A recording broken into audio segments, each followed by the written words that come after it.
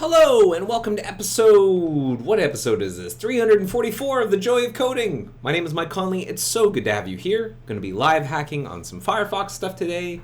It's great. Let's get started. What are we waiting for? Let's just get going.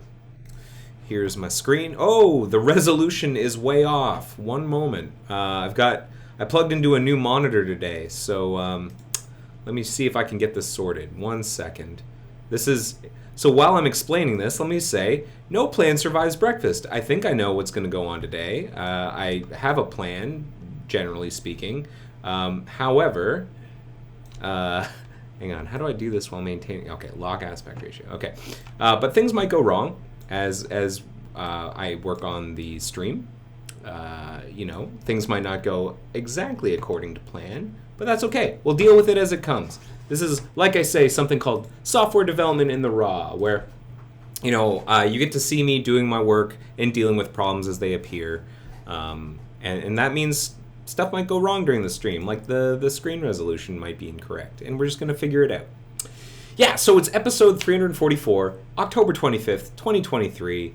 The agenda that we're looking at, if you're depending on where you're watching this, it's going to be available to you in a couple of different places. If you're watching this on YouTube or diode.zone, check out the description down below for a link to the agenda. And if you're watching this on Air Mozilla, it's going to be over here somewhere in the details section. And if you're watching this on Twitch, it's down in the channel description.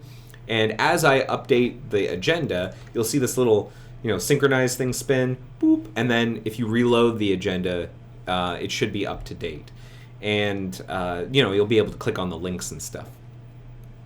Well, the first thing that we should do is take a look at the episode guide, because it's been a little while since we've done that, and some pull requests from SmurfD, prolific contributor to the episode guide, have come in, and we should take a look at those. So let me start by saying, hey, we have an episode guide. If you're not familiar with the Joy of Coding episode guide, this is a completely viewer-driven resource where every episode has a guide created for it, and these guides will have like a copy of the agenda. It's basically a fairly direct copy of the agenda, but it will have links to the raw agenda, as well as a link to the video on Air Mozilla, a link to the rating. And what's nice about it is that you can, if you are interested in contributing to the episode guide, you can add your own addenda, your own notes. Maybe I got something wrong, or I correct myself later on. You want to update a previous episode. You can send me a pull request where the episode guide is hosted on GitHub, and that is exactly what SmurfD has done. He's sent pull requests, not so much to make corrections, but to add episodes. So I thought we might look at some of these today. I like to do this every couple of weeks as the episode guides come in, so you can watch me review these. And these are fairly straightforward. Like I'm fairly relaxed in what I accept in the episode guide. Like I said, it's completely viewer driven, so I really just look for like spelling mistakes, but everything else is more or less fair game. So here's one of the episode guides. It's for 339. And that was on September 20th, so the date looks right, 339, September 20th. The link looks right, agenda is correct, and we were doing jump list stuff again. This is a copy of what we were working on, and all of this looks good. This is basically just a copy of the agenda, so I'm happy with that. Episode 340 was on September 27th. Again, the links look good.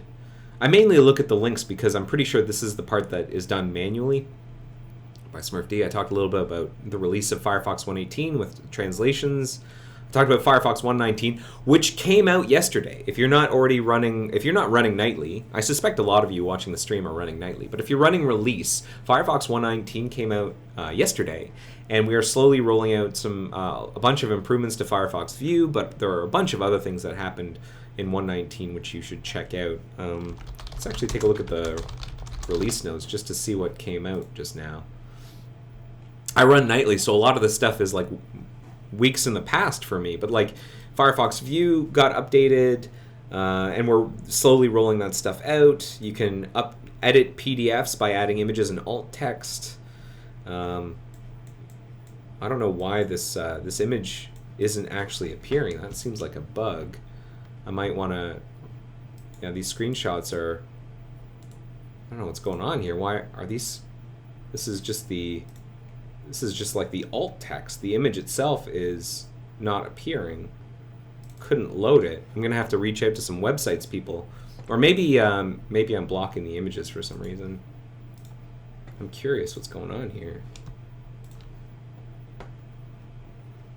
Yeah, they're 404ing. I don't know if you can see that, but these images are busted. I'm gonna reach out to the websites people after this episode about that.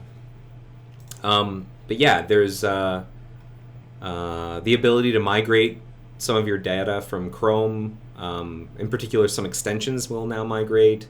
There's some stuff related to ETP and storage access. So yeah, check it all out. There's a lot of good stuff that came out in 1.19. All right, so yeah, I'm happy with what SmurfD wrote in here. Like, they're basically just copies of the agenda. I trust SmurfD. Let's go ahead and merge these in. Pretty happy. Let's do it. And always say thanks. Always say thanks. And let's take a look at the other pull requests that came in for episodes 341, 342, and 343. Al V says, "You are pro." Well, thank you very much. I mean, I haven't done anything too impressive just yet. I'm basically just reviewing text files, but I appreciate the sentiment, Al V. You are pro. We are all pro. If you're paid for what you do, you're a professional by definition. Okay, so yeah, October 4th was episode 341. Is that correct? Yes. 2023. That looks right. That looks right. We're still doing jump list stuff. We really got close in 341. We were almost done. We almost posted stuff for review. 342, I think that was on the 11th, October 11th. That's right. And we got diverted a little bit. We were working on some Migration Wizard stuff to get ready to remove the legacy Migration Wizard, which we have done now. The old legacy Migration Wizard has been removed in 121, the 121 code base, so that's great. Yeah, but all this is just agenda stuff. And then in episode 343, which happened on the 18th,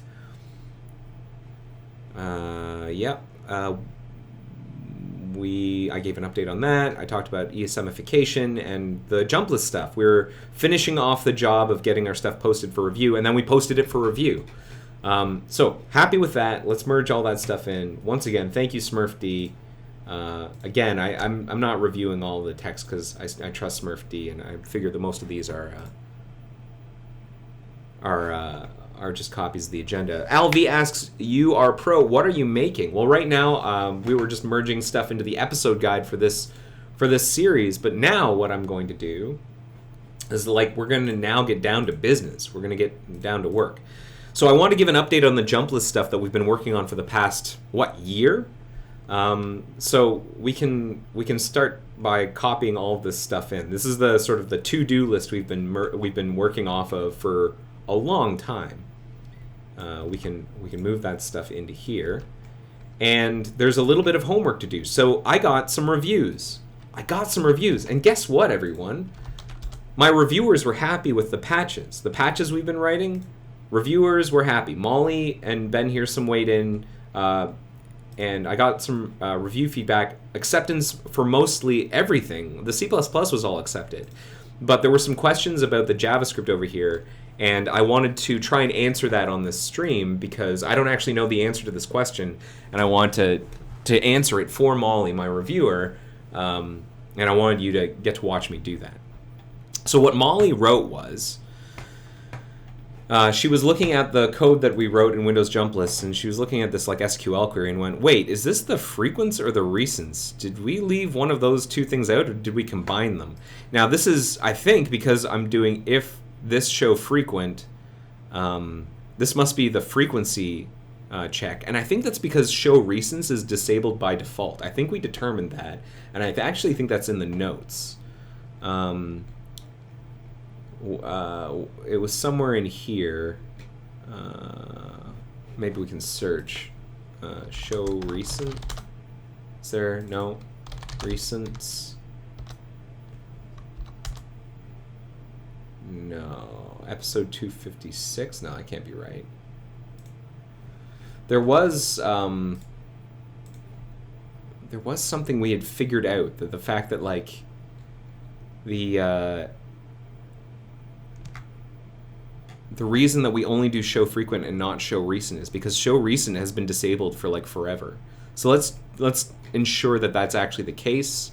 Show recent is configured by frequent.enabled. Recent, that's frequent. Recent is recent.enabled. And I'm pretty sure recent.enabled has been disabled by default for like forever. And so that's the first thing we can say. This is show frequent. Show recent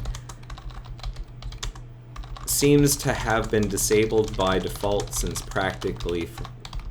it was first introduced.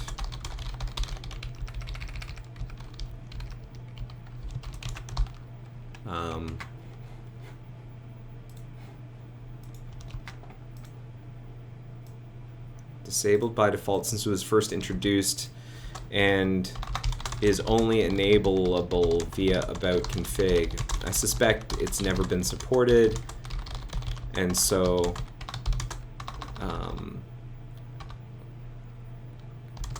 I decided not to implement it here. The query itself, so this is the thing I wanted to find out, because the way that this used to work, the way this currently works, is in order to get the frequent list, build frequent, we do this like old school way of constructing a places query. What? Oh, you work in Firefox? Yeah, sorry, I have an answer. Thank you, Smurfd, for jumping in there. Yes, I work for Mozilla. I work on Firefox Desktop. And you're wanting to know what keyboard I'm using. This is something that just I found in the office because I'm in the office today and I'm in a meeting room. This is a Dell, I don't know, Dell keyboard KB212B. Nothing fancy. I'm not a real keyboard nerd. I know there are a lot of people out there that like to nerd out about like mechanical keyboards and stuff. I'm not very particular about keyboards. This isn't like a special ergonomic one or anything. This is just something I found in the office today. A mechanical keyboard, I guess they're all kind of mechanical. What is the definition of a mechanical keyboard? Keyboards that classically made with high-quality plastic key switches underneath the keycaps, as opposed to like, I guess, other keyboards. What counts as a mechanical keyboard? I guess that's the pressing a key down rubber dome versus a membrane keyboard, like the Mac OS ones, which like press down on like a little rubber dome. Yeah, okay. So yeah, this is a mechanical keyboard of some kind, I think. I don't actually know. I'm not a keyboard nerd. I have no idea. I'm getting distracted. So I'm gonna let you you folks in the chat talk about keyboards for a bit. Feel free. I wanted to do some digging in the background to figure out how did we come up with this? Where did this come from? Because I'm going through my notes. I couldn't actually find this query anywhere in my notes. So where did this come from? Now the good news is that we've been recording all of the work on this project in the joy of coding, so we can actually dig through some old videos, see where this came from. And so I was thinking we might start by doing a little bit of archaeology. So that means going to Joy of Coding. Actually, we can go to like the website here and go to the recordings mirror list here. And then we're going to start digging through a little bit. We're also going to, this is why I like to take live hacking notes. We can take a look and see where we started to do our refactor. Update to use the legacy interface. We started to do this stuff like months and months ago.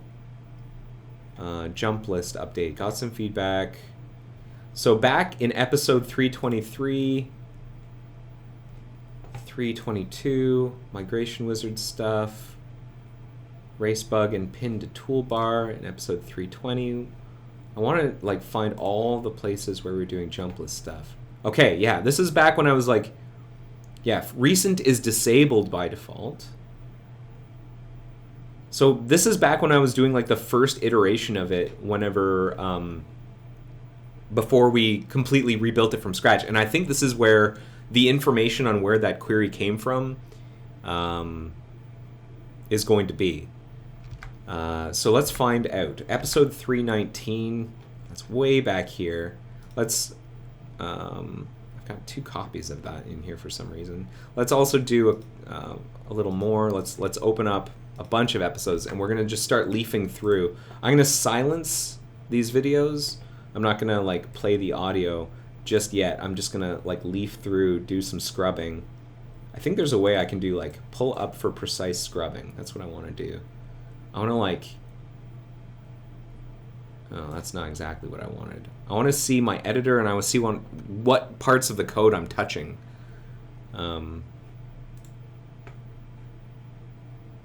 Wow. All right, so I'm in. This is the migration wizard.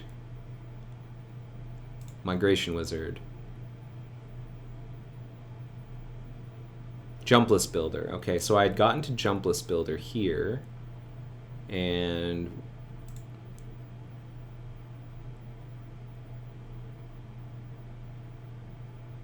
I think we were still working on the back end of it. We hadn't maybe wired it up to the front end yet, and maybe that's the most interesting part. There was a day whenever I figured out how to like wire it up. And that's the part that I want to look at. Now, where is that? Oh, here, I'm in Windows jump lists. We were looking at a crash, maybe? Get back to the editor. Get back to my editor.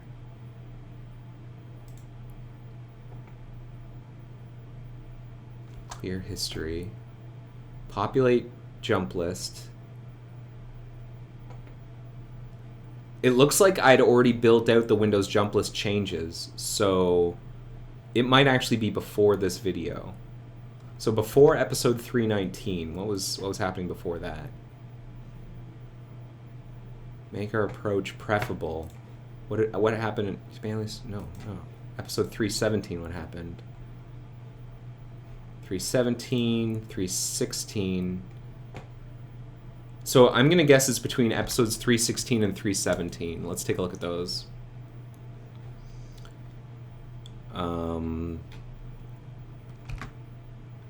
Yeah, 316, 317. Let's quickly dig through those. Would it not go faster to look through commits? I've been amending commits. I haven't been so like I don't. While Mercurial doesn't throw stuff away, I don't think like the blame is going to show me anything that's going to help me dig this stuff out. And what I want to see is myself thinking. So here I am with the code already written to do use legacy backend. All right, so it's not this one, 316. So let's take a look at, what is this one, 315? That's 317. Let's look at 315.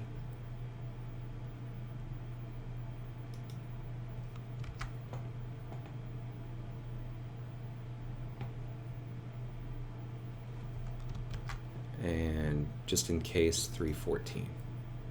But let's start with 315. Let's just leaf through. Okay, so here I am inside of Windows jump list. Okay.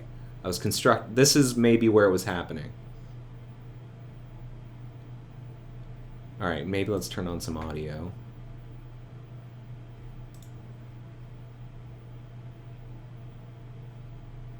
So not quite there.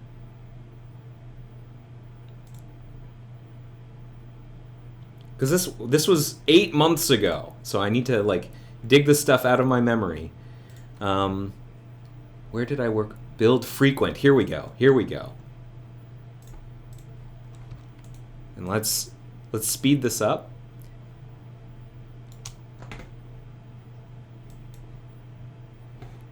Can I turn up the volume?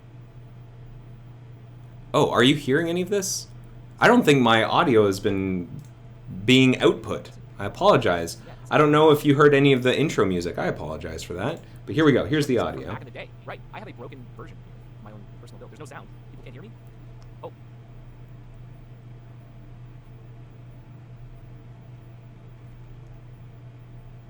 Do you hear the video? Okay, good. No, there is sound. Berkeley says and that's It's funny how in this video people are like, "What? You can't hear me?" Okay, so keep going, keep going. Where did I write that query, and why? So we're actually going to want some of this.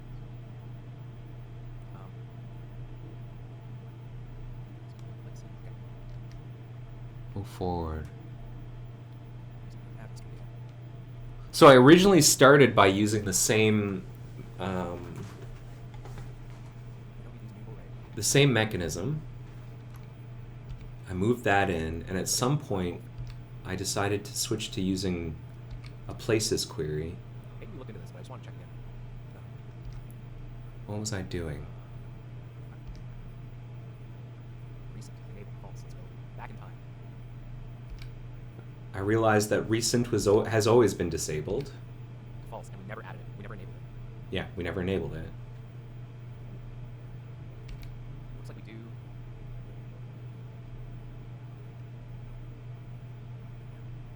Right, so we determined that we don't really need to worry about it. If we need to add it down the line, we'll add it down the line. Oh, I was eating something. Users aren't dealing with it. Instead of doing pending statements. So when did I start writing some hand-rolled SQL here? When did I start doing that? In the midst. If so, fail it. So there's like ongoing fetching here, and somehow we re-enter the list. Ignore it. Come on, come on, come on, come on. Oh, here we go. Did I derive it? Where did I get it from? Come on.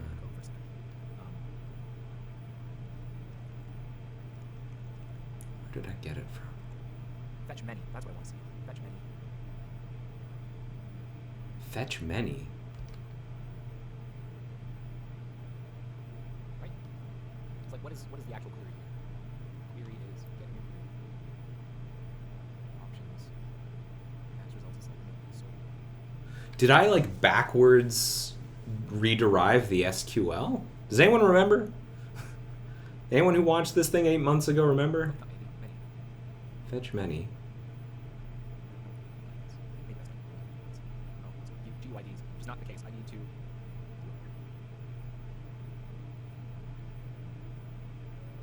Place history. Execute. So here we go. Here we go. Fetch.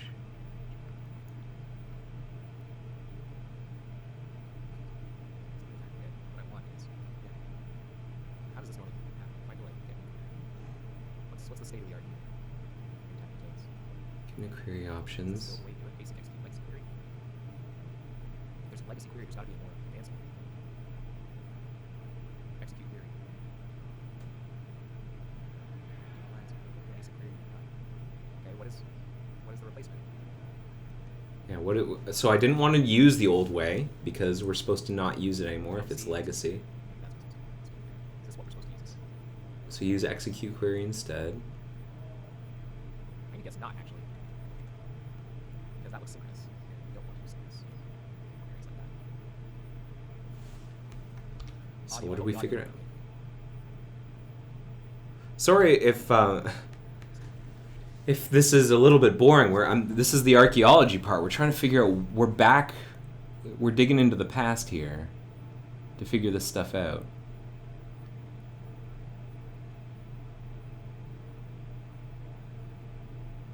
What I'm going to look at is not insert minor places.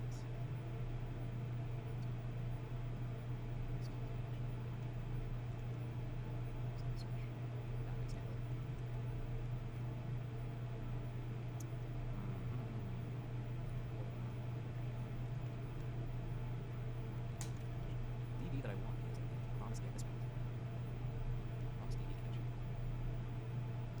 wanted promise DB connect. Why is it so quiet? Is my video always this quiet?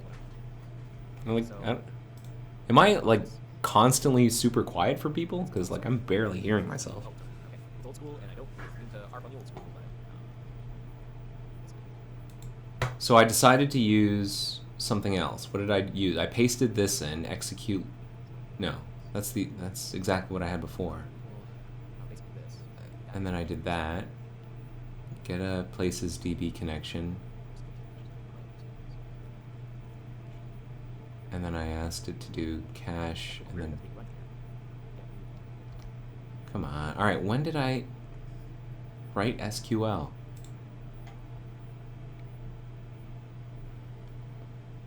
You good, says... Oh, here. I just, like, threw some query in. Where did that come from? Back up.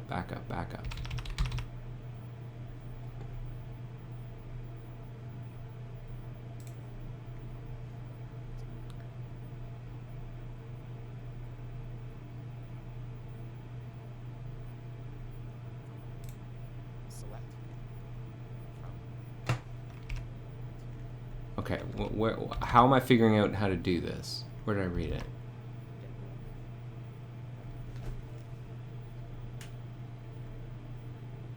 New query. Select from.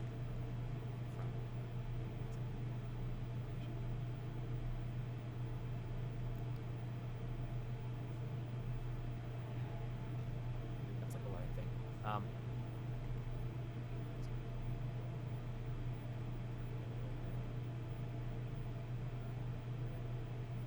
Did I just make something up? Select from. Don't want everything. I really just want the URI, title, p.url, p.title from moz places p, and then I want a limit and sorting mode. Yeah, it looks like I just derived it. I just like created a new query. SmurfD says something like this, maybe? Right, this was an insertion. And what we were doing here is select, and then I went if null p title p URL as title. Like that's some pretty advanced SQL. Like I'm not an SQL expert or anything. So if I'm using if null, then I'm probably getting some coaching or I'm copying it from something.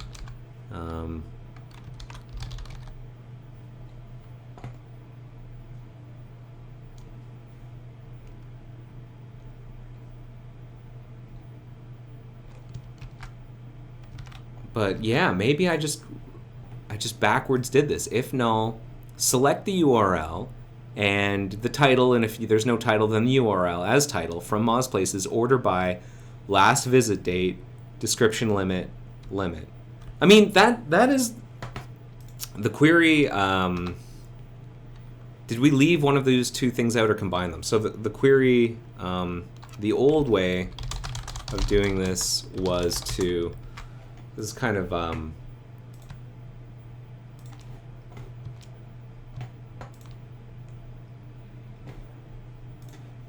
unsatisfying. The old way of doing this was to construct an old school places query and use that to get the full list of history, sorted descending, sorted by date, descending, and limited to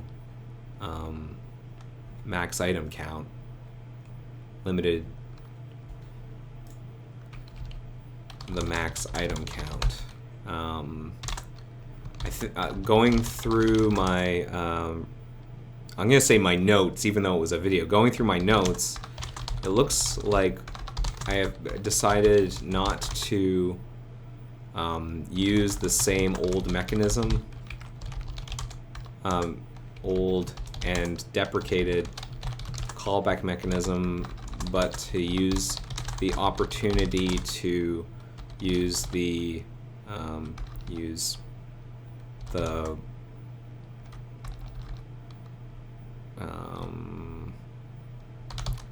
use the way of accessing places that seems to be supported going forward, and just rederive the query.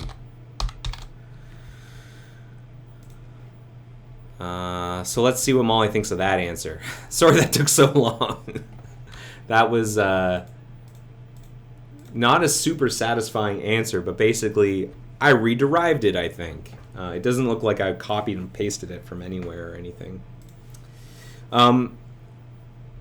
So that's good, and that means that like we're pretty close to something, I think. Like if that satisfies and Molly doesn't find any issues, we are very close to we're very close to something that we can submit to the repository to land. So we might have our patches to introduce the new backend for jump lists, the off main thread, in 121, but disabled by default, which was our goal. And then we can start adding the capability to sort of turn it on for a small subset of our population, etc. So that's excellent. So let's wait and hear what Molly has to say about that, now that we've sort of figured that out. Sorry that took like a half hour, but hey, what you gonna do? Now, before we move on, there was something else that we were looking at the very end of the last episode, which was the main thread pointer holder stuff. Alvi asked, how many days did it take to make this? We've been working on it for like over a year, but I've only been working on it during the stream. So that's like hour and a half chunks every week. And, you know, so all told, if you sum that all up, it's something like 2 weeks, 2 weeks of 8-hour days of working days. But it's been a long time on this stream. And we had to we had a false start. We had to break it back down and rebuild it from scratch at one point to make it easier to test. But we're almost there. We're almost there. 1 year of work about to get merged, is it? About to get... It's in review, and fingers crossed it'll land in nightly in sometime in the next couple of days, and then we can start doing some testing with it in the wild and start trying to turn it on for some people and see what it does to our crash rates and our hang rates and stuff. That's the goal. Exciting, says Mokuba. I agree. That is exciting. Okay, so the thing that we were looking at last week were these main thread pointer holders. And the reason why these are important, I realized, is that there is a small but possible chance that the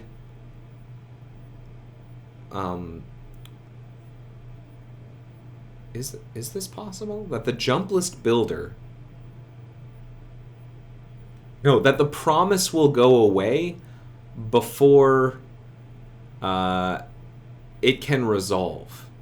So check out what we've got here. We've got ourselves a promise. Here, let's find one that hasn't been converted. We have ourselves a promise and a ref pointer here. And we create a promise and we pass a reference to that promise to another thread. And we return a promise to our caller, which goes through the xpcom gunk and creates a JavaScript promise that the Windows jump list can use. Now, it is possible that that promise will get thrown away quickly before it has a chance to resolve and then get garbage collected, at which point the promise, when it resolves, like the thread, the background thread will have a reference to memory that has been freed. And that's bad. That's going to potentially be a crash. And so what a main thread pointer holder does, as I understand it, is it makes it so that as a reference, which is owned by the main thread, gets passed from thread to thread, it stays alive as it moves from thread to thread. And that's something that we want. So there is a theoretical... I don't know what's going on here. Why is this part of the build taking so long? But there is a theoretical crash that we want to resolve here. How you got a Python hang too at the end of the build? I hope not. It's stuck at the packaging part. This is not the most interesting part. Where are we? What's going on here? CPU. It's not like Python's doing something. It's thinking about some stuff. It's chugging along, doing something.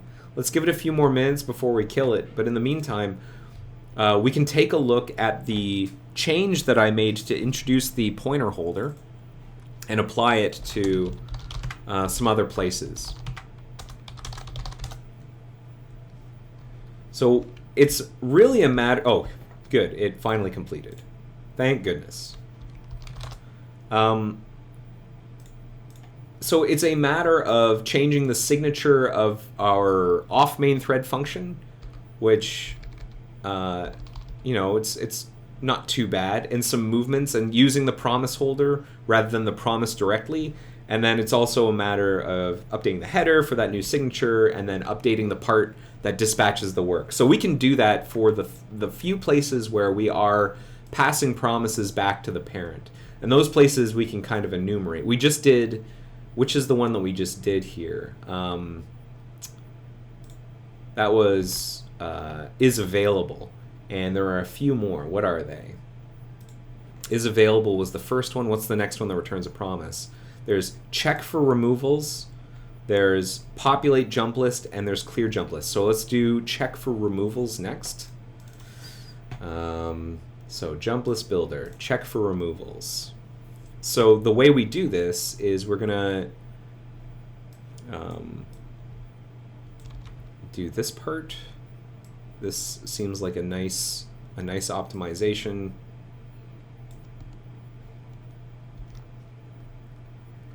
And then that was like a nice sort of clean up, and we use unlikely. Moz unlikely is a way of telling the compiler this is a very unlikely branch to follow, so you know, don't optimize for that. And then we create a promise holder.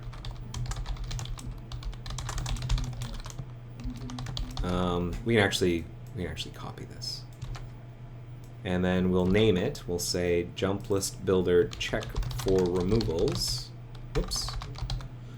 And then we create our runnable, but instead of passing by reference the promise, we pass a ref pointer to our main thread promise holder.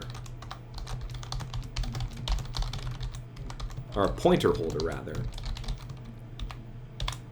And then, instead of passing the promise, we move the promise holder to the other thread.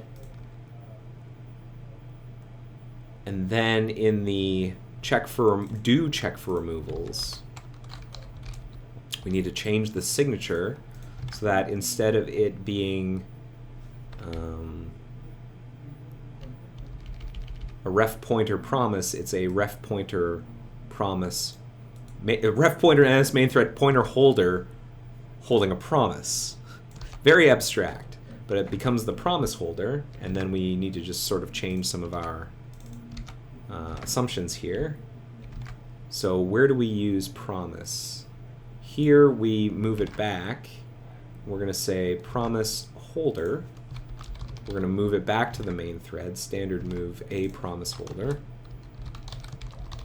And then we say promise holder get maybe, I guess we can follow this convention. Promise equals that, and then promise maybe reject RV. And then in the event that it passes, that's down here, we're going to do the exact same thing. We're going to move the promise holder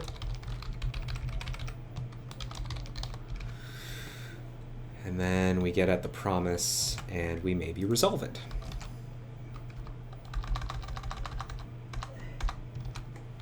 Okay. And then we need to update the header.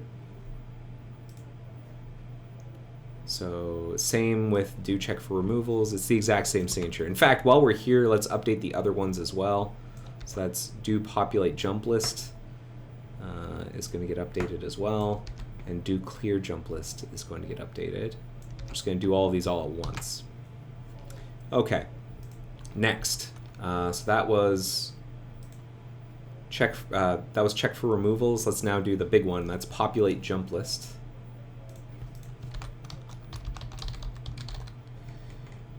So we'll use this exact same structure.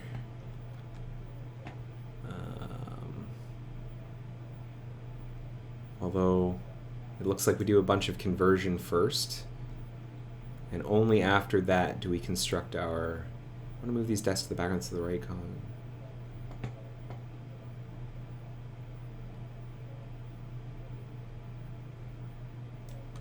I don't think that comment is very relevant anymore.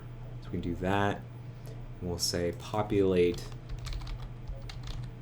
jump list promise, and then we will pass in, yeah, this is what goes across as well. Instead of this, it is this, and then we standard move the, not the promise, we're going to standard move promise holder. And then we dispatch, and then in the side of do populate jump list,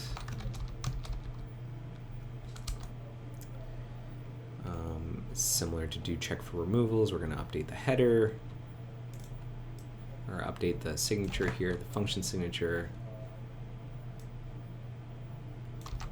Make sure that a promise holder exists, and then promise holder is standard move a promise holder, and then we'll do that thing, that little dance where we get at the promise holder, promise holder, promise.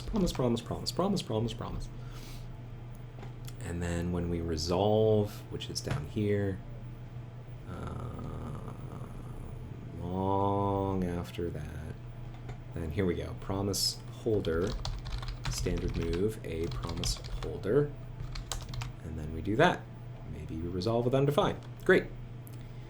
And then do clear jump list. So we'll start with, like, was that, that's populate jump list done. Next one and last one is clear jump list. And then we can try and build this thing, and if it builds, then I'm pretty happy about that. Clear jump list. So same as before, we're gonna copy this chunk here, which is sort of a nice simplification of this stuff.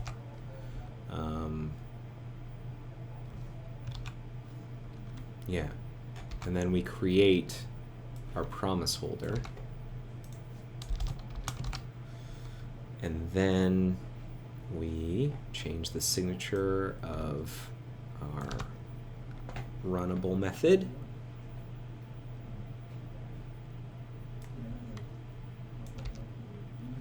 And then we standard move the promise holder.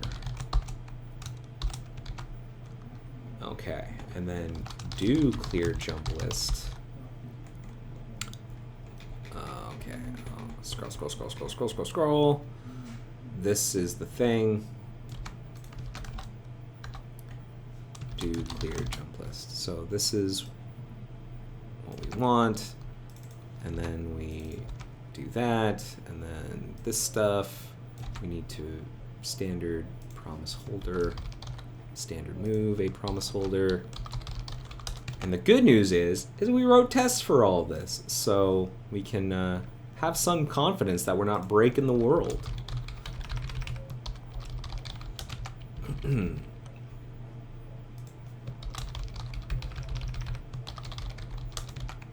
All right. I think that's it. Let's see if that builds.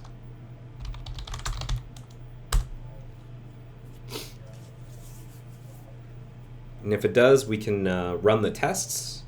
And if we're happy with that, then we can commit and update our Well, maybe we'll do a quick manual test, and then yeah, get it up for review. Oh, here we go. Here's some compilation errors. What did I forget? No match constructor for do populate jump list. Did I forget to?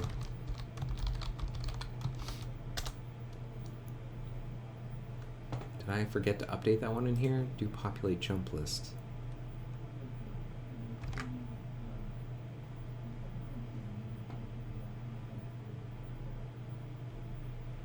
Candidate constructor not viable. What? No matching constructor for initialization of ref pointer of that one. Why not? 344. What's wrong? Whoop.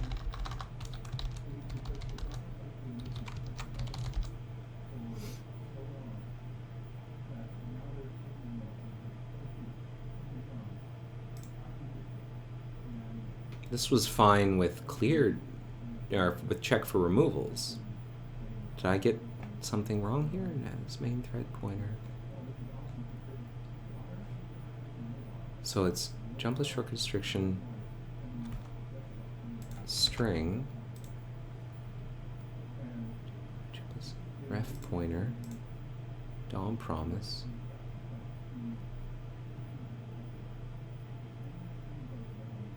Really, that should be a promise folder, I guess. Oops. I mean, that shouldn't matter. That doesn't matter at all. Ref pointer has been there. What's the problem? Let's try that again. I want to see what it's complaining about again.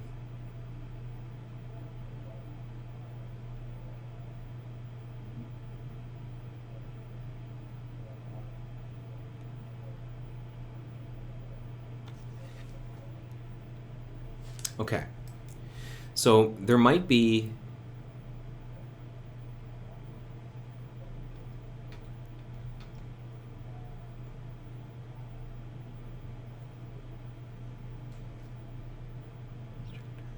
is it possible that this is related to the fact that, like, let's take a look at some other errors down here. On line 346, for example, it complains that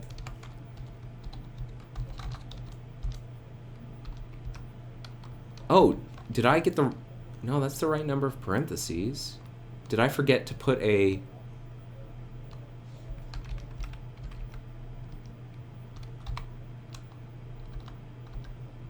That's that one.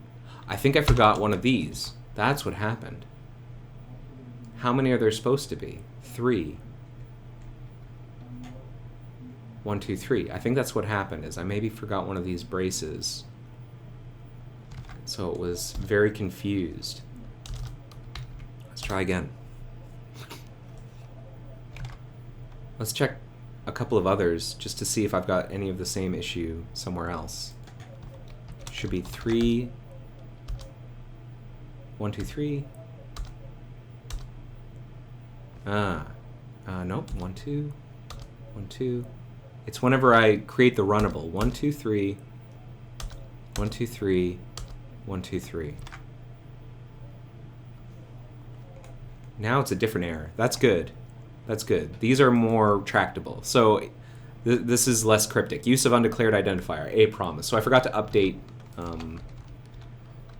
some usage somewhere. I said a promise holder, and I should have passed that along.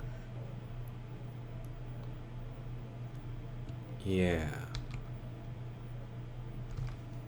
And is there anyone else? Note that it was declared here.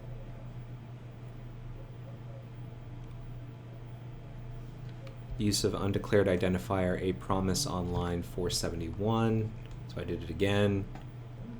Yeah, promise holder. Let's try that.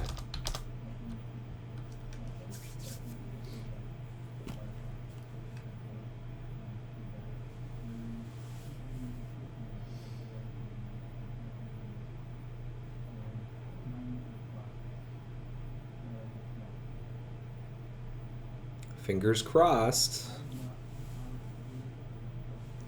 If this works, we can push this up for review.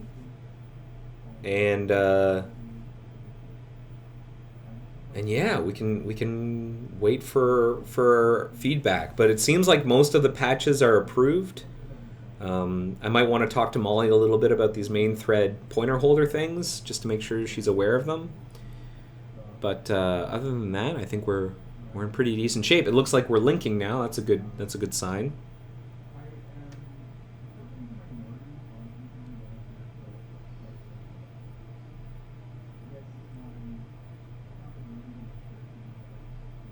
Okay, linking finished.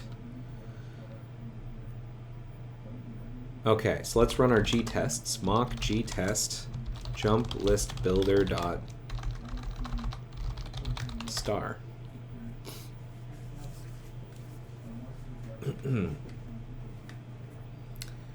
So it's got to build the g-test, the binary file for the test, before it runs. And if that works, we're in decent shape. We'll do a quick smoke test, like a manual test, to make sure it's still doing what we think it's supposed to be doing. And then, yeah. And then we'll move on to the next thing. While we're waiting for this to build, let me tell you about the next thing. So, the legacy migration wizard, like I mentioned, has been removed. That's great. What hasn't been removed, one of the lingering files remaining, was this the FTL file, which is all of the strings, the fluent translations. And normally, if these strings weren't being used by anything, we could just straight up remove the file. But it turns out that some other places are still relying on this file. And what I'd like to do is migrate those out of this FTL file so that we can just get rid of it altogether. Move them into a more appropriate file, one that maps to the new migration wizard. Okay, our tests all pass. Let's quickly do a manual test.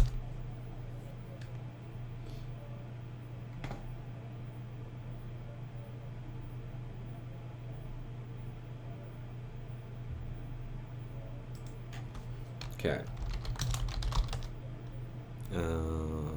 Legacy backend. False. Restart. All right. So there it is. Let's try and like add some history here. Let's go to some places. And let's see if this eventually updates.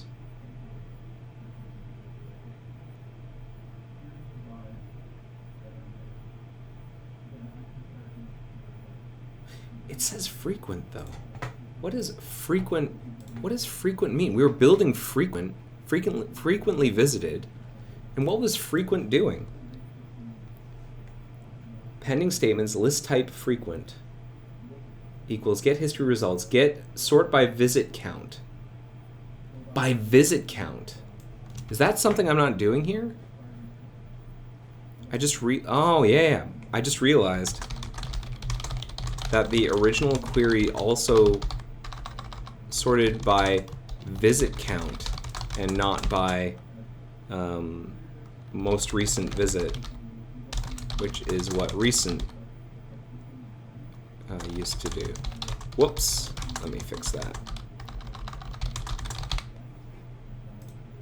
So yeah, good call, Molly, for bringing my attention to that. Eventually this will get updated. What's the, there's some way I have to kind of kick it. It's like Windows jump lists.sys.mjs. There's like a way I have to kind of kick it, because otherwise it just operates off of a timer.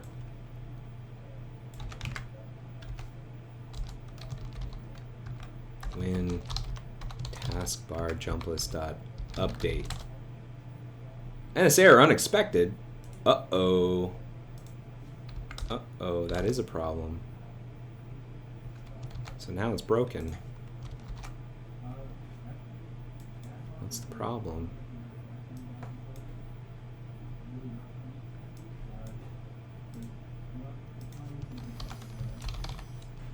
Jump lists.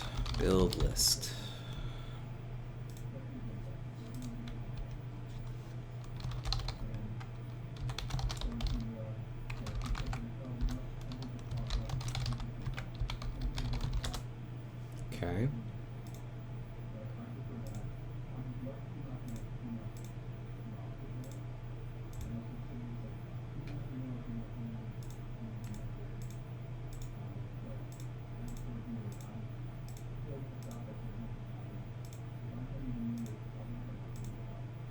and we call populate jump list.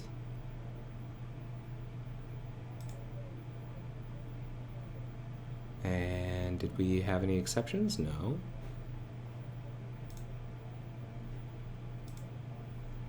So what happened?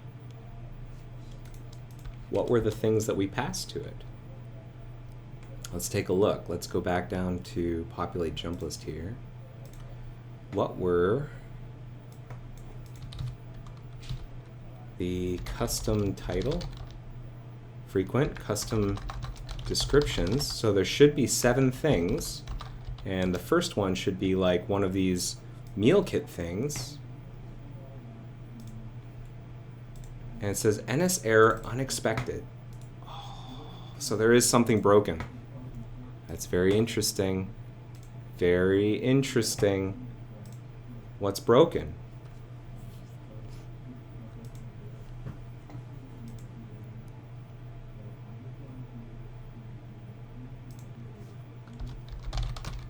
Missing jump list backend. I'm just going to do some printf debugging. Failed to construct list.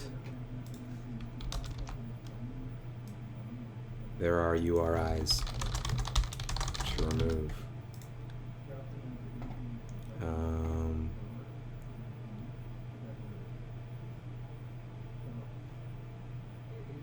Failed.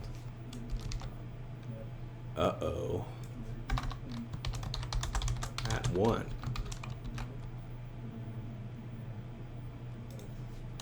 Uh-oh, at 2. Uh-oh, at 3. Uh-oh, at 4. This is one way of doing it. This is just brute force. This is me just using a sledgehammer because I'm impatient. Now, if this doesn't help sort of illuminate what's going on, I could try attaching a debugger. But that might... Well, maybe I can do that right now. Why not? Why not? Instead of updating the source, let's try using a debugger. All right, undo all these. Undo all that. Sorry about that, everyone. Sorry for the... Let's try using a debugger and see if we can understand what's happening here. Revert file. All right.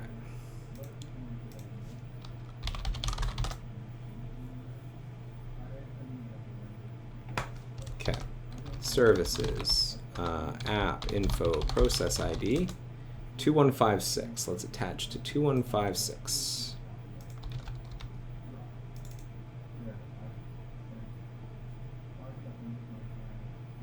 Okay.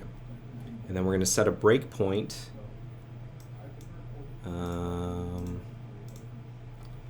What is the breakpoint for? We're going to want to set a breakpoint side do populate jump list.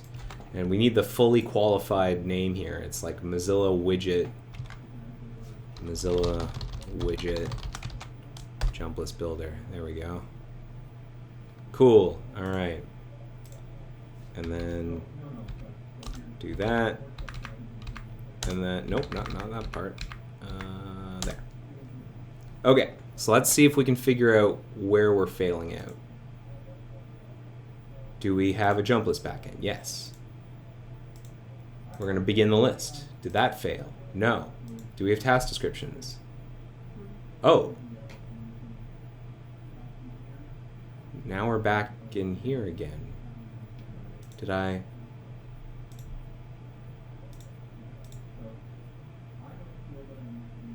Why did we re-enter here? Descriptions. NS error failure to create the instance. We'll go through the task descriptions.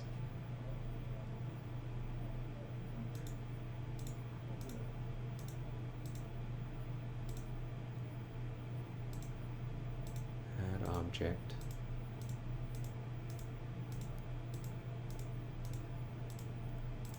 Add object. These are the individual tasks. Okay. We're through. Next, we go to the collection. We're going to create a task array.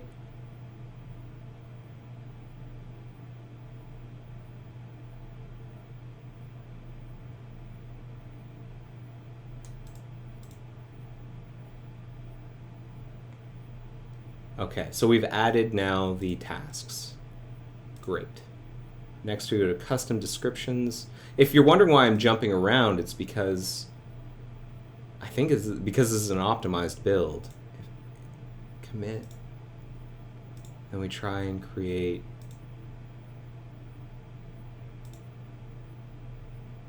populate jump list. We did succeed here.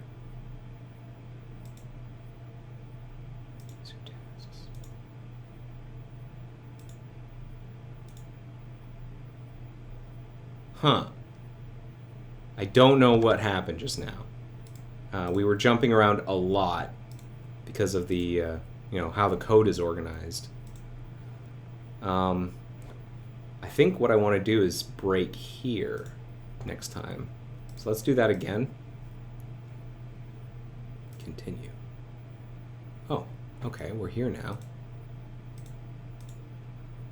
We'll go through the custom descriptions. Do we ever... Whoops.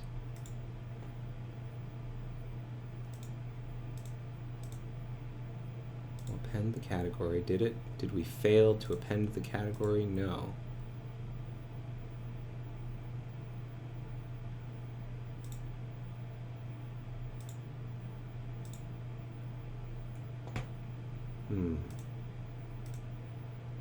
Okay. This has not been as helpful as I thought it'd be because of the way that the code just kind of has reorganized itself from compilation. You know what we could do here?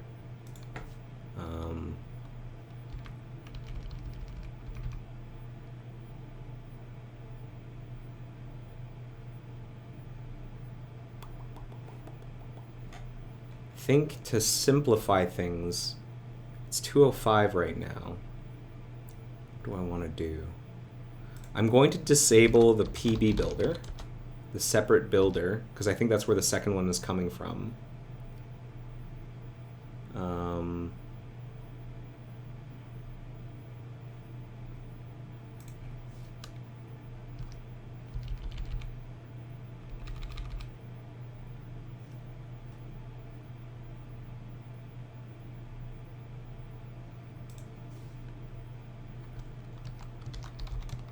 Maybe I'm wrong, though, because we only ever build it once. Oh, now I'm confused. Now I am confused.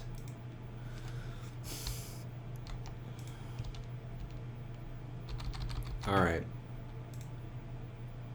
All right. Well, back to plan A.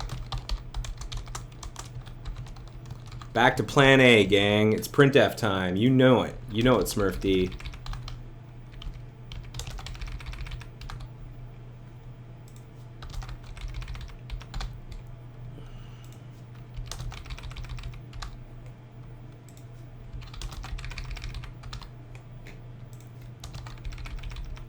It's printf time. Woo! 8, 9, 10, 11, 12. I know it's not going to be 12 because that's an error failure. Printf resolving promise.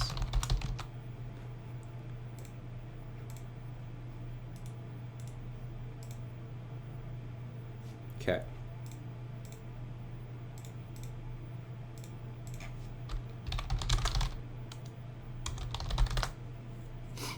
Printf time. Should be an easy patch, says Danny Colon. Famous last words. Correct. Those are famous last words. All right. The flannel's coming off. That's how you know it's serious.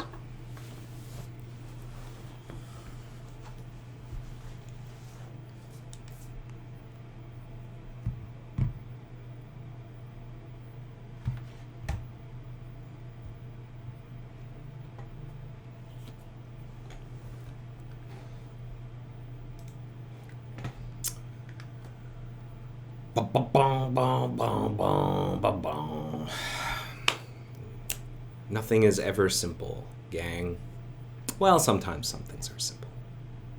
But no good refactor goes unpunished.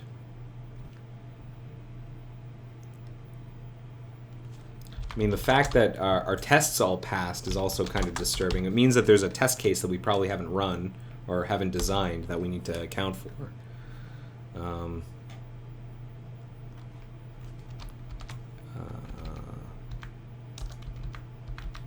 Oh, hold on a second. Will it print? Uh-oh, at 11. Resolving promise. Uh-oh, at 11.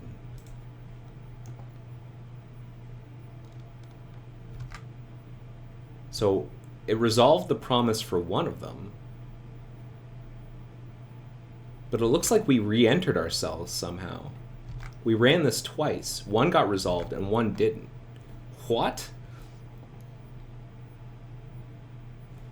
Let us examine that situation. Are we entering...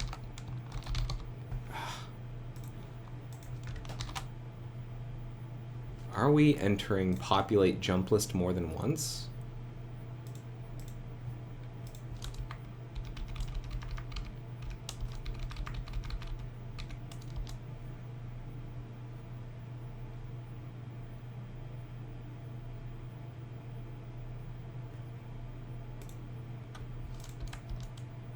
There we go. Build list.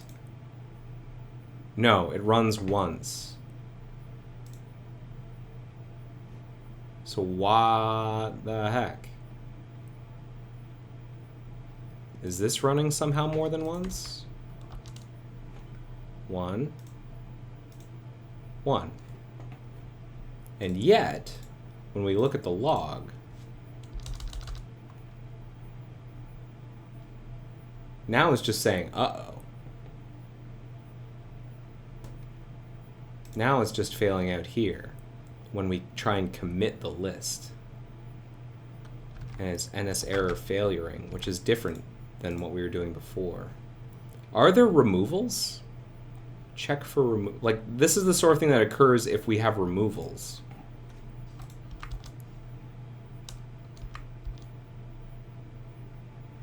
Oh, sorry, yeah.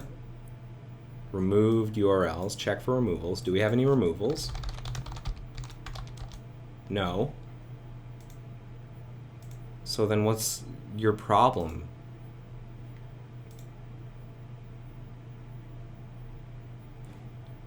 What's your problem? Commit list. When can this error out?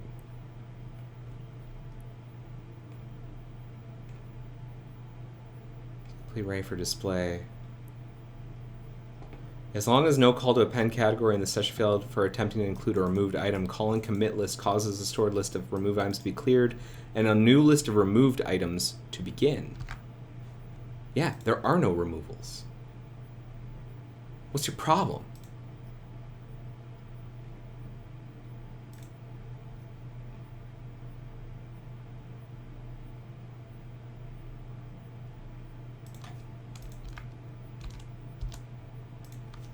Task descriptions. Those all are above board. Custom title. Frequent.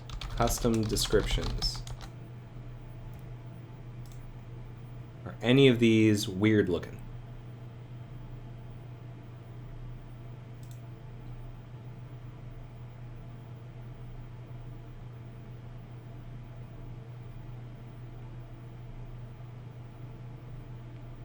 I mean, no. Like, what if I make custom descriptions empty? Then will it pass? Yes, that passed. Something about one of the descriptions it does not like. That's interesting. Custom descriptions. Let's try it.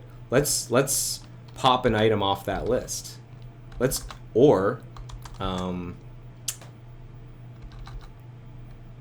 yeah. So custom descriptions is 6 items. Now, does that resolve? No. Okay. Again.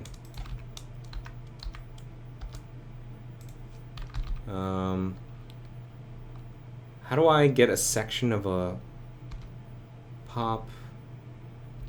I just want a slice of an array. Array get slice. Slice turns a shallow copy of portion array into object start to end. I want camel, bison, duck, elephant. No, I just want beginning to 1, 2, 3, 4, 5. X dot slice 0, 2. Okay. So custom descriptions equals custom descriptions dot slice 0, 2. Okay. Now, what do you think of that? That worked. So that works. So there's one of these links is no good, and that is very useful to know. Which one? How about 3? That one works. 4. That one failed. What is the 4th one? Whoops. So if we did custom descriptions equals slice 0 to 4, what's the last one? Yeah.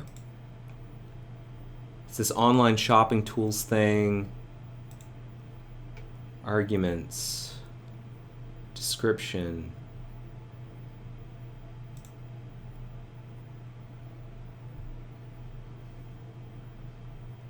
Fallback. Icon path is empty.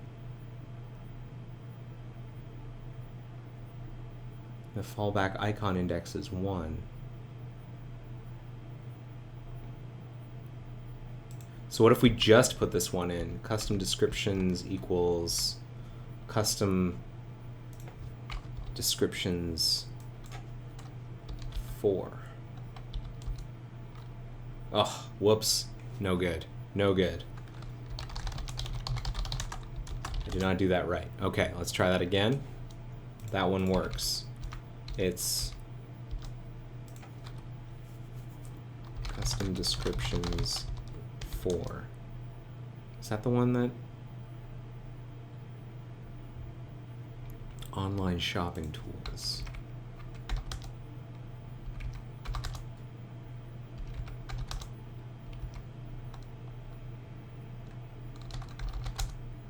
This one. This one. Equals.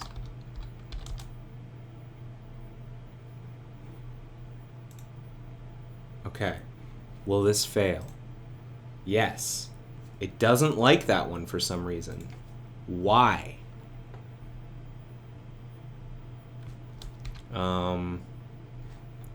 Let's do that again.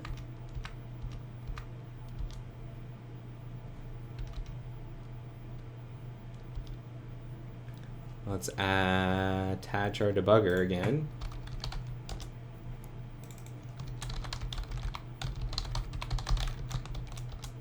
.10528.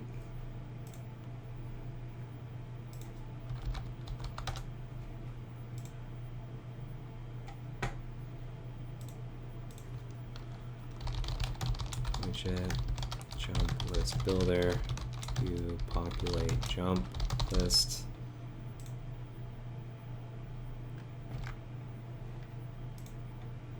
Enter here, and then when we construct our custom descriptions, what's going on? Continue. So we do that.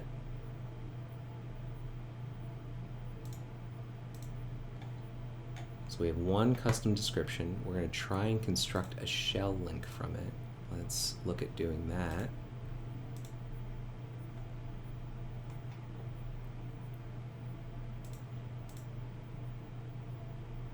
title is not empty. Title is online shopping tools. Is it possible that the title is too long?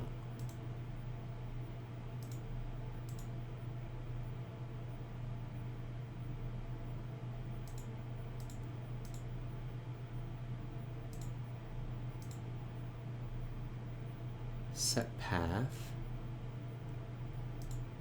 Set description. So what is this thing? It's an iShell link, and then we set arguments. Set icon location. And then we return the shell link. Is it possible that the URL is too long? And that there's some kind of hidden limit?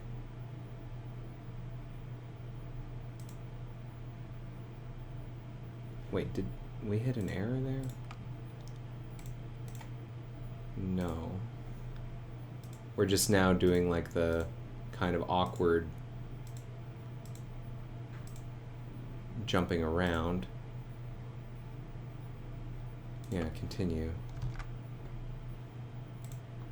Okay, what happens if I shorten the URL?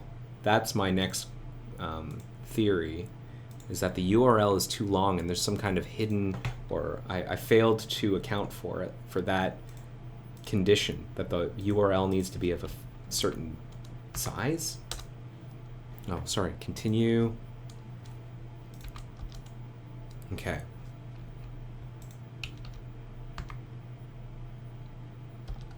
Custom descriptions dot title equals test. Let's just see if the title needs to be a, let's also shrink down the description.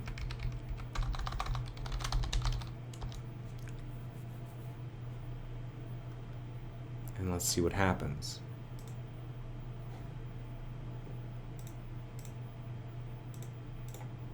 That went through. So the title and or the description have a particular length limit, and we have to enforce that, it seems like. That's interesting. Okay. So what if, is it just the title? No. It's also the description. Is it just the description?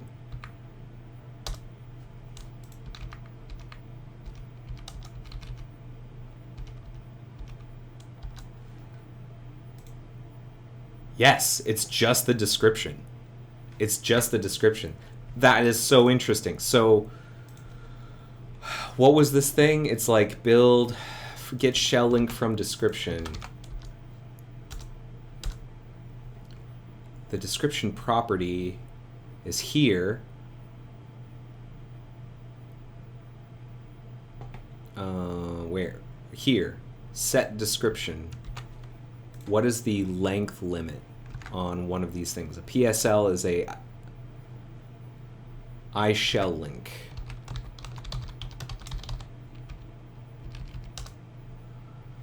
Get description. Is there the maximum size of characters to copy into the buffer? For Windows has the name. Get description. What's the set description? What is pointer to the buffer? The string must be no larger than info tip size. Aha. Aha.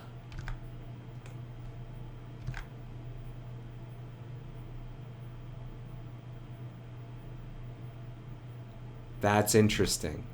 Okay, I think we need to go through some of this stuff. Has this always been a bug, I wonder, in our existing Windows jump list stuff? PSL set description.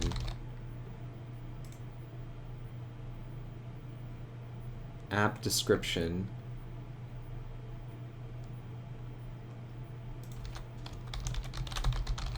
It's an auto string.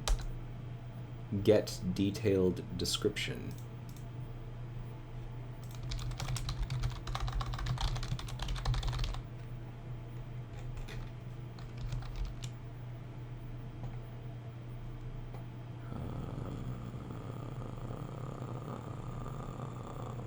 Android local handler app. Description assign m detailed description. M detailed description is just an NS string. This may have always been an issue. We may have found like a bug that has existed forever. Handler app, get the app description. There's like no truncation going on here. So I think what we need to do is we need to figure out how we can truncate the string, some of these strings. We need to take a look at some of these limits and truncate them. So adesk.mDescription, that's a pointer. Here we're like,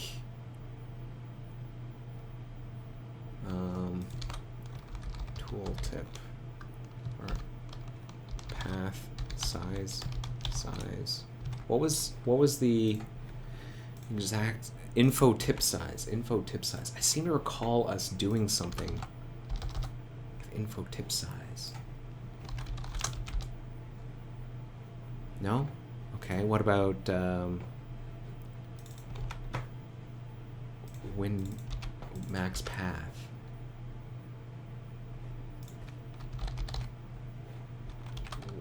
Jump list builder, buffer max path. That's for the arguments.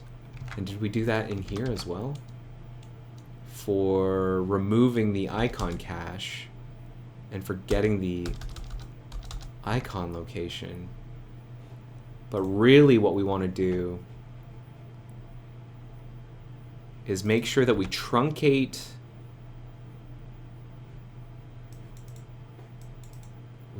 the string to this size. Okay. I like it. So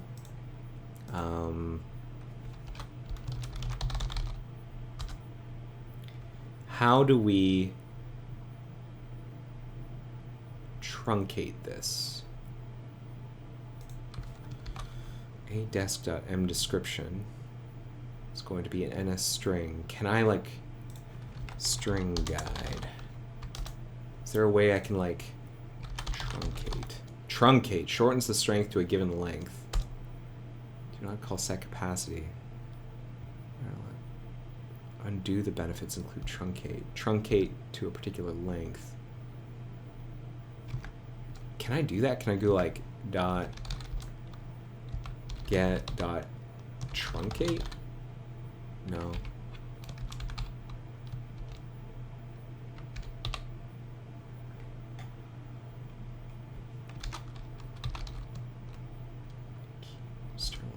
Truncate.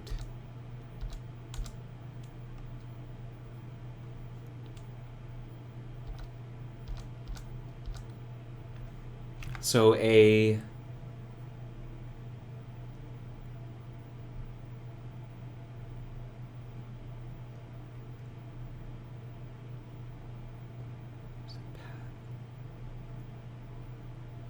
this is just a pointer. So what is mpath?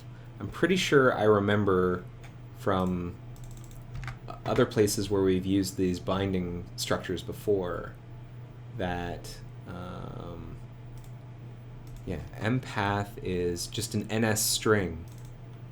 And so I should be able to do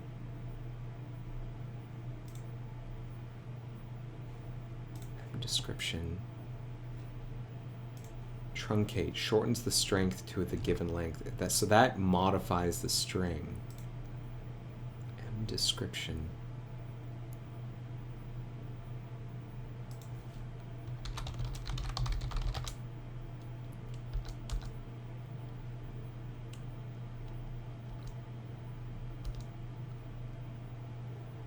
From description.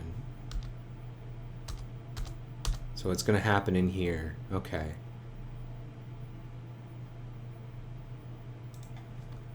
Can I just say like truncate, dot truncate on it? Come on now. Dot truncate.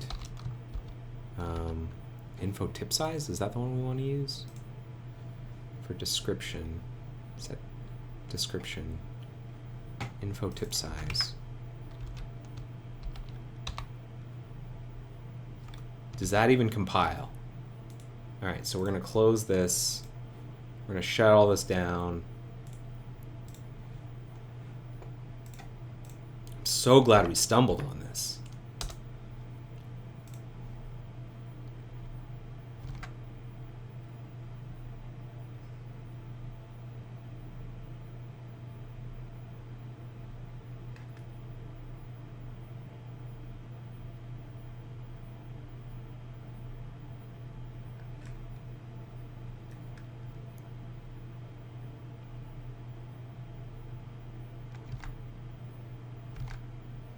Okay, no. No matching function to a call truncate on const ns string. Candidate function not viable, requires 3 arguments, but one requires 0 arguments. There's void truncate on nst substring. That's what we have. What? Okay, so what do we have here? nst substring truncate.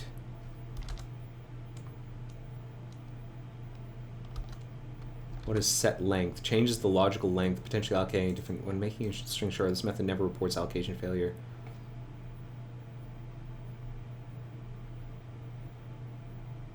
Like set length asserts in that the string doesn't become longer. Never fails, so it doesn't need a fallible invariant. This has a type. It has truncate. So 980. Candidate function. No known conversion from const string, aka const 16, nst string. Oh, this is a candidate function, but it doesn't know how to turn an nst string to an nst substring. What's an nst string?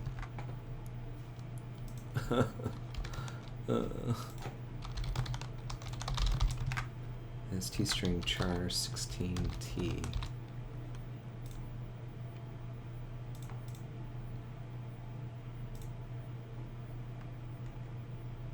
Truncate. Right.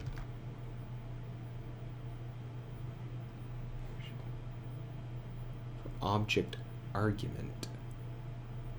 M description.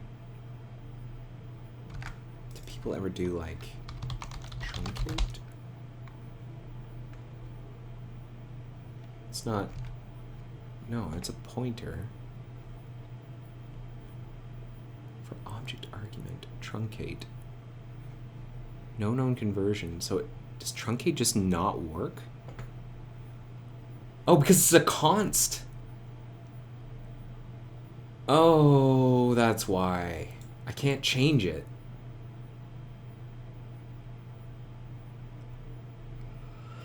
I might have to copy it into a new buffer. Okay.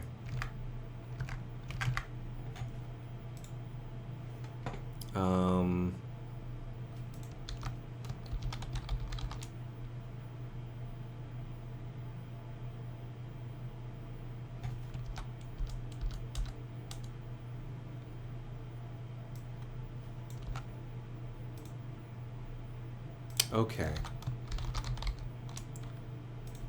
So if I go wchar buffer max path, how do I copy the string into this buffer? wchar.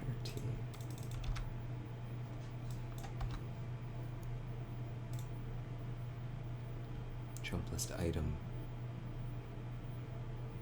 This is going in the other way. Dependent string buff.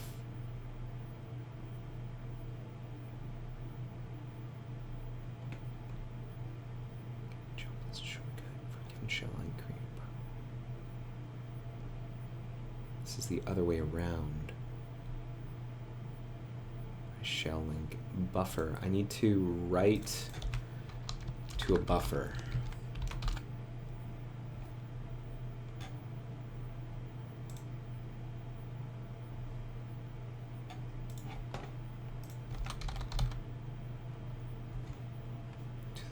buffer.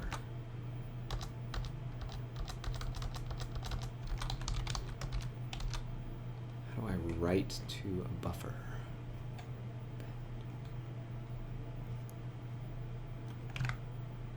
WCHART widget. I just want to find some examples here. Buff 256. That's an out param. No, I need. It's an out param for. Oh, well, to get registry key. How does it do it? Buffer. Yeah, okay, so it calls into 132. No, I need to write from. I need to write into the buffer. Not from Windows, just from ourselves. Get registry key again. Buff stack. No.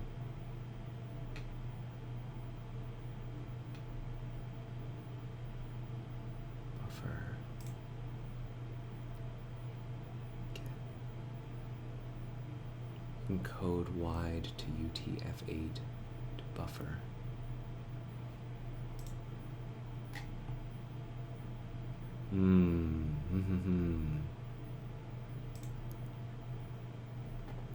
UTF-16 to UTF-8. WCHART. Widget.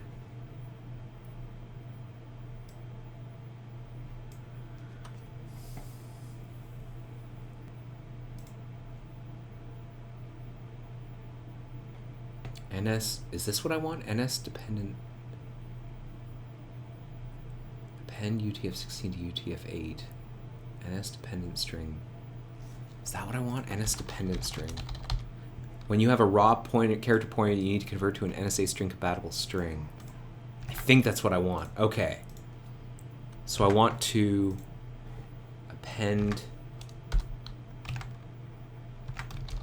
UTF-16 to UTF-8 NS dependent string path. In this case, sorry, it's buff.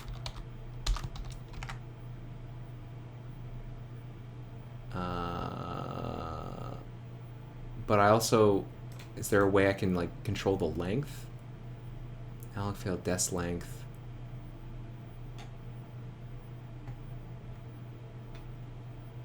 Dest. How do I do string stuff? This kills me. Length. Copy UTF-16, UTF-8. Append.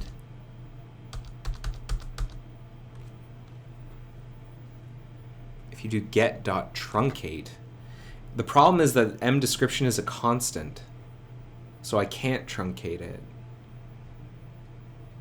In basic C, you have stir copy, dest source. Yeah, stir n copy. Do I want to do that? Stir n copy? Stir n copy.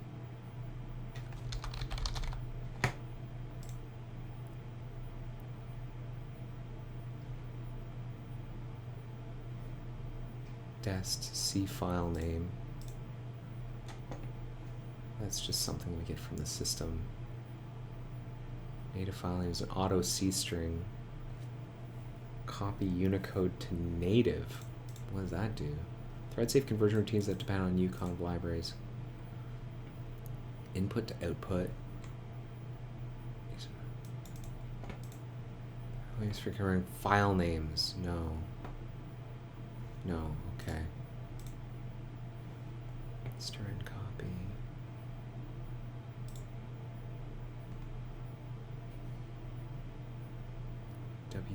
Wide character copy.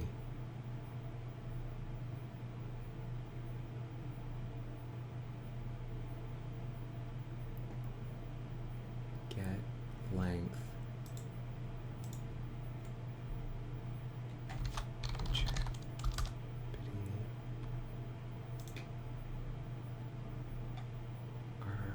Destination RTL keyboard is wchart. This is starting to look right.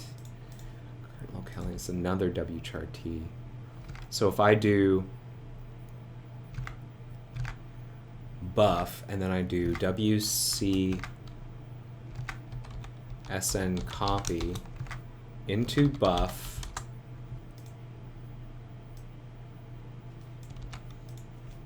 this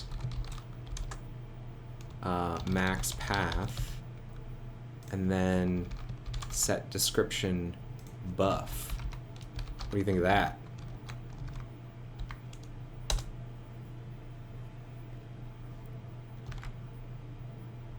W stands for wide character string copy. What do you think of that?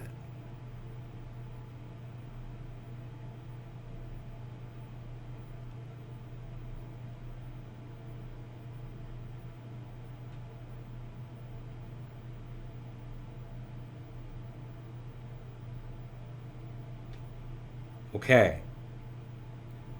Okay.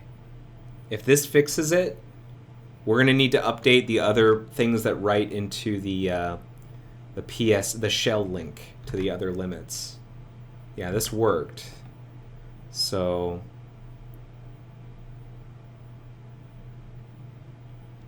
stir and copy. Remind me again, that null, does that null terminate?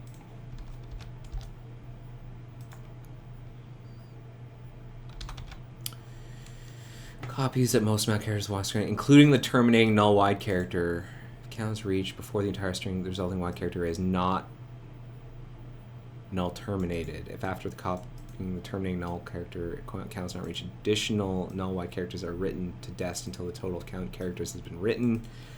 Okay, that's probably fine. That sounds good. So let's see if this actually fixes it. And if so, we have ourselves our solution, I think.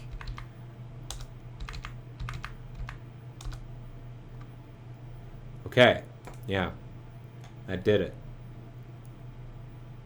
Okay. All right, gang. So we have some to-dos here. We got I've got to shrink this down. I basically need a new patch on top of all of this stuff. So I'm going to say that's done, and need to double check all limits on iShell link properties to ensure the strings don't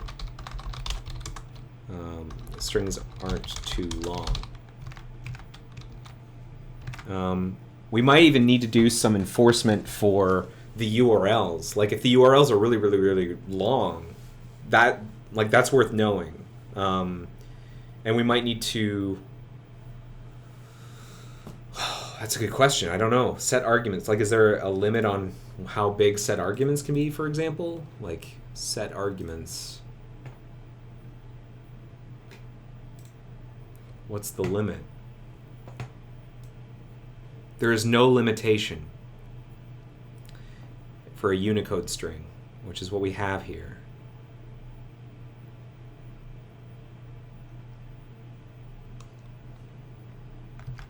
It is a Unicode string. Okay, so there's no limit. Interesting. But for description, we have a limit. For what's the other? What are the other ones? Set description. So set arguments has no limit. Set description has a limit. Path. Set path.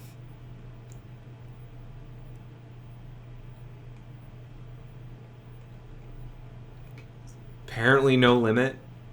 Says nothing in here about a limit. Okay. Title. Set title. Well, property store.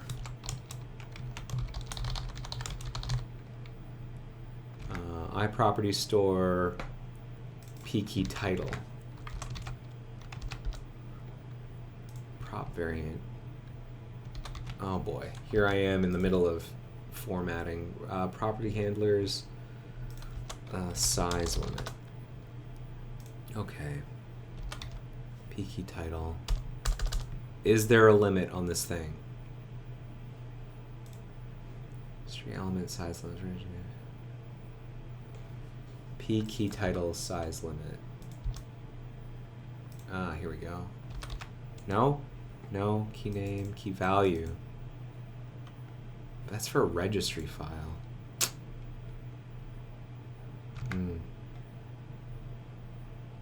Yeah, I don't know.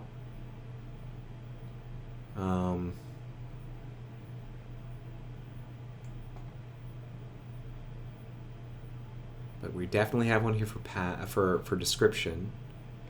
And then set icon location. Did that one set icon location? There's apparently no limit to that. And I think those are the only ones we use. So really, as far as we know, it's just set description. It was just set description that has this very explicit limit. But maybe the title has a limit. That's something I could potentially test. Like I could just drop like a really, really, really, really long title in there and see if things blow up. But if not, then we've got something that kind of works here. Okay. What I'm going to do now then is I'm going to get rid of our printfs.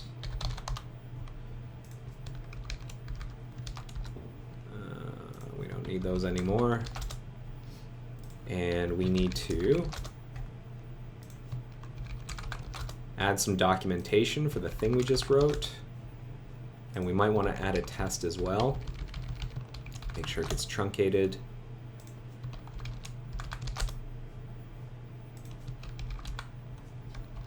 It's amazing that we could write a test for it. Like that's a cool thing that we can write a test for now. Okay. Okay. And so we're going to create a new commit on top of this. Or like, we already had one for the add NS main thread pointer holder. I think what I'm going to do is, here's what I'm going to do. I'm going to say buff, info tip.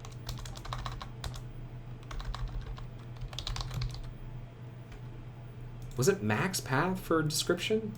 Description. No, it's supposed to be info tip size.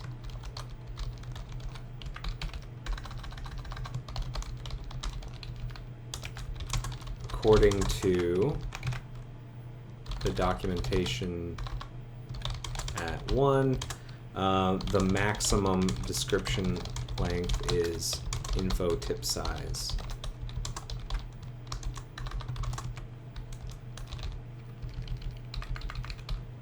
So we copy the const string from the description into a buffer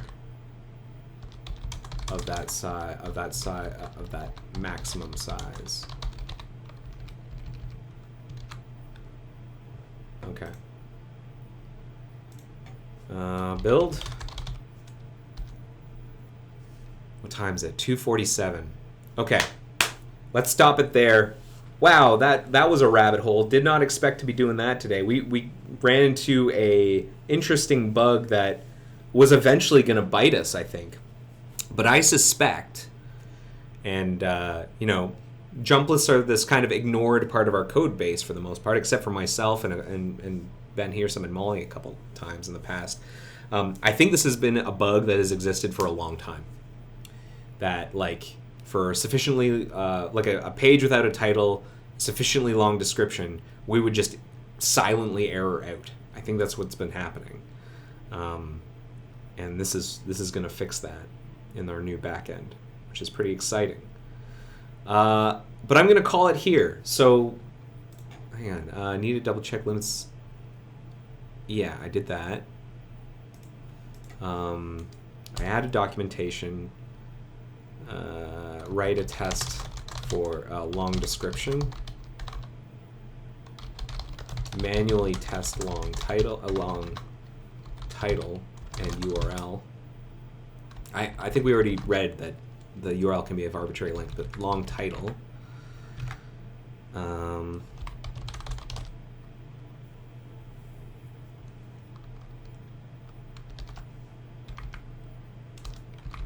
And then we have to, what's going on here? Still broken. Still broken. Info tip size. Is it supposed to be max path? Is the documentation wrong and this should be max path?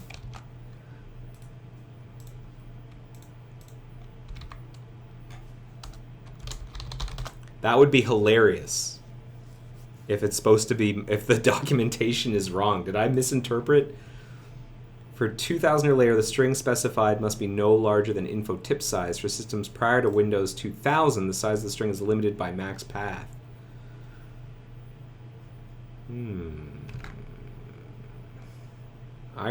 We're gonna see.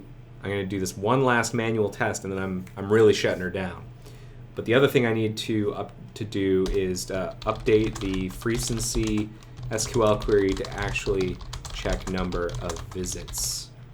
Actually sort by number of visits. Mozilla did something with info tip size? What did we do with info tip size? What do you mean, Smurf D?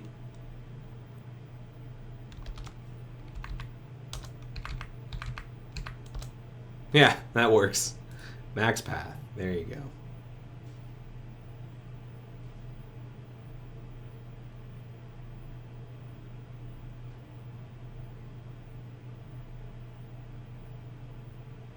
Fascinating. Frequency or frequency? No, never mind. It was in third party. Frequency or frequency? Frequency is, I think maybe frequent. Maybe that's what we want. Frequency. Frequent sites, not frequent sites. I don't think we're doing anything super, super clever. Or we were doing anything super, super clever before. Build frequent. Yeah, it was frequent, not frequent. It's like get me all items sorted by visit count descending. Okay, so I'm going to go ahead and we're going to say in practice,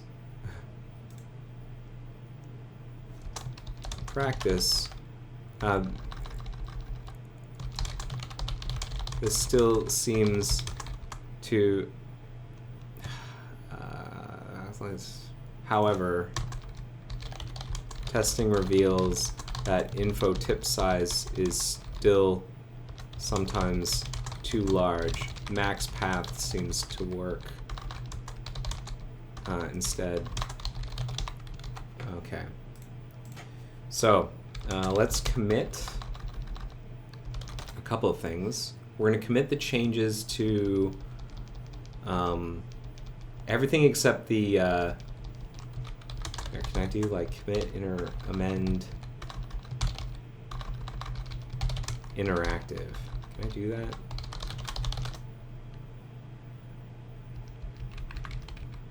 No. Abort. I might have to like pick and choose. Like remove this part. Manually remove this part. Okay. So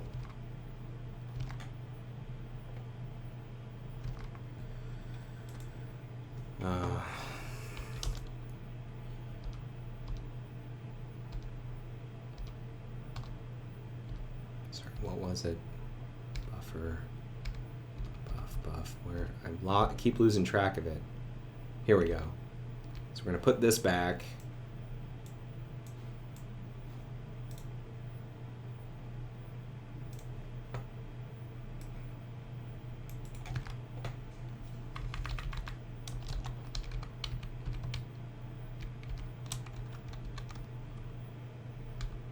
Save.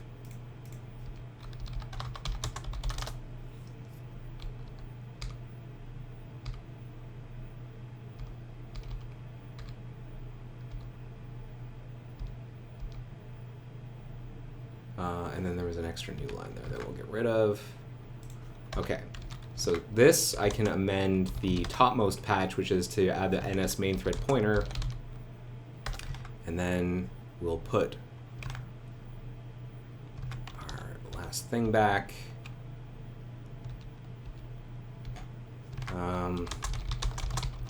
Bug, such and such. Edit, mark.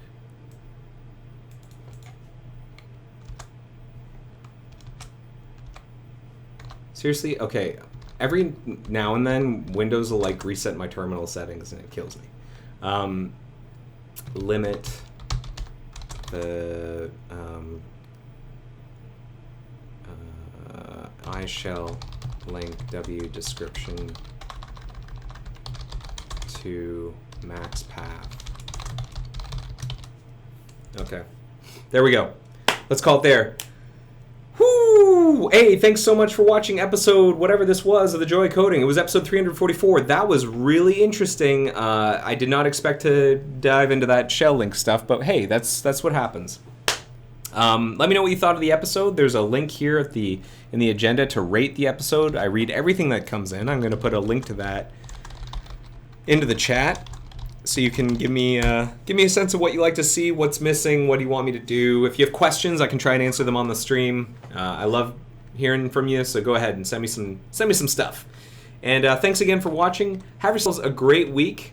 I will see you hopefully next week. Take care, everybody. Bye-bye. The joy of coding. See ya.